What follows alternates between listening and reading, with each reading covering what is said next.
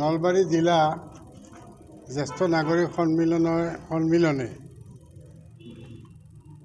আমি লেখা সাহিত্যৰ তত্ত্বকথা নামৰ গ্ৰন্থখন ইয়াত আনুষ্ঠানিকভাৱে উদ্বোধন কৰালে। উন্মোচন কৰিলে আমাৰ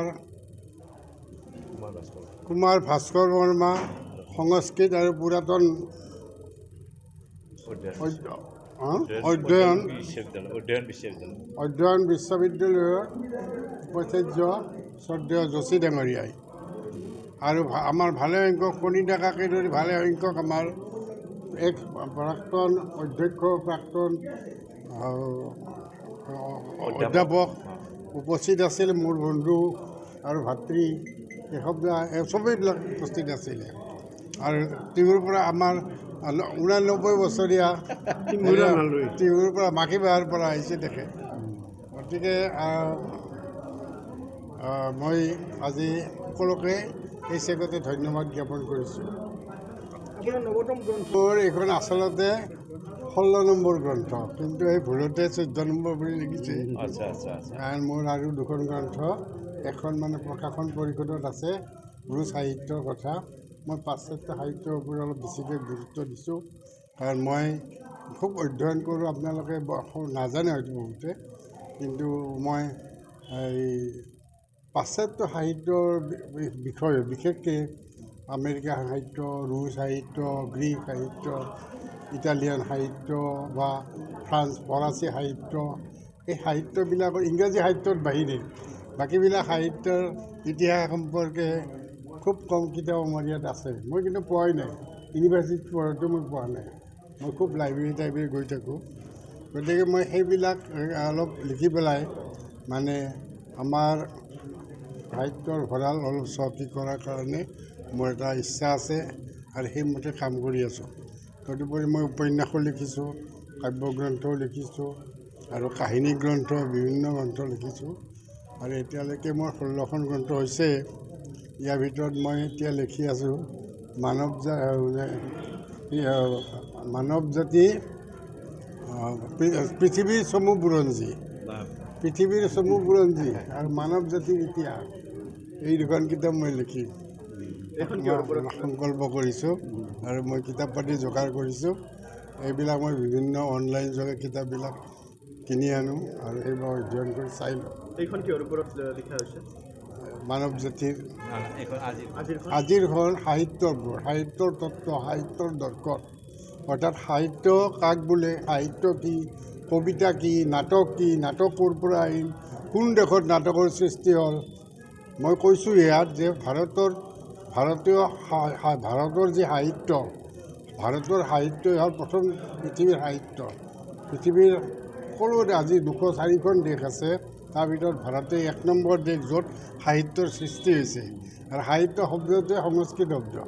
সংস্কৃত ভাষাত আপোনালোকে জানে ৰামায়ণ, মহাভাৰত, এইবিলাক সেই ৰামায়ণ আদিকাব্য আমাৰেই আদিকাব্য নহয়, সমগ্ৰ পৃথিৱীৰ আদিকাব্য।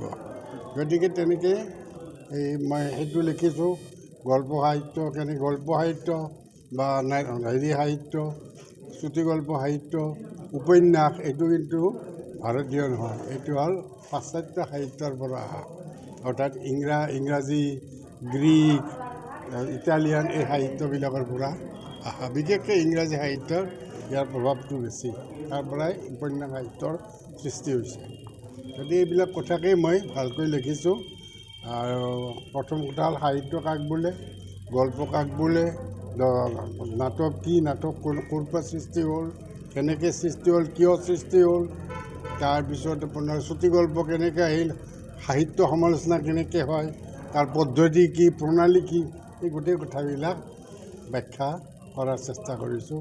আৰু তাত পৃথিৱীৰ বিভিন্ন প্লেটো এৰিষ্টটলৰ পৰা আৰম্ভ কৰি ইংৰাজী, আমাৰ সংস্কৃতৰ ভামু, ৰুদ্ৰট ইত্যাদি বিভিন্ন পণ্ডিতৰ মানে বক্তব্যৰে সেইবোৰ কথা মই উপস্থাপন কৰিছোঁ। কেনেদৰে আদৰি লৈছে গ্ৰন্থখন? এতিয়া নহয়, গ্ৰন্থখন আজি আৰম্ভই হ'ল, গ্ৰন্থখন আজি মুকলি হ'ল।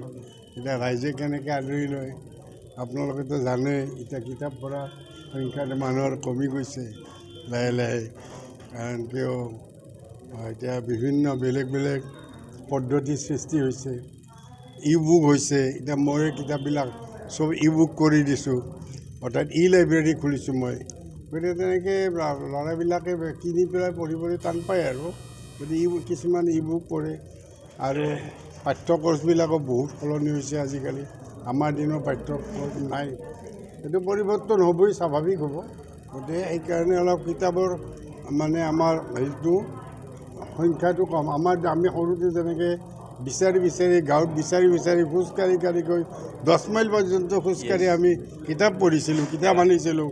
বিশেষকৈ উপন্যাস, গল্প আৰু হেৰি পঢ়িছিলোঁ আমি খুব, মানে এই পাপু চিৰিজ নাম শুনিছে না আপোনালোকে? প্ৰেমনাৰায়ণ দত্ত, আমাৰ এইটো অসীমত যাৰ, বহুত কবি। আৰু আমাৰ যে হেৰি আছে ধীৰেশ্বৰ ডেকা, জানে না আপোনালোকে? তেওঁ হেৰাল্ড চিৰিজ লিখিছিলে। মই BA পঢ়ি থাকোঁতে গোটেইবিলাক পঢ়িছিলোঁ।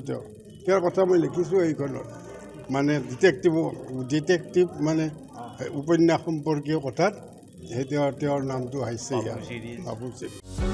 যিকোনো খবৰৰ বাবে যোগাযোগ কৰক আমাৰ এই নম্বৰত 9181 307 221।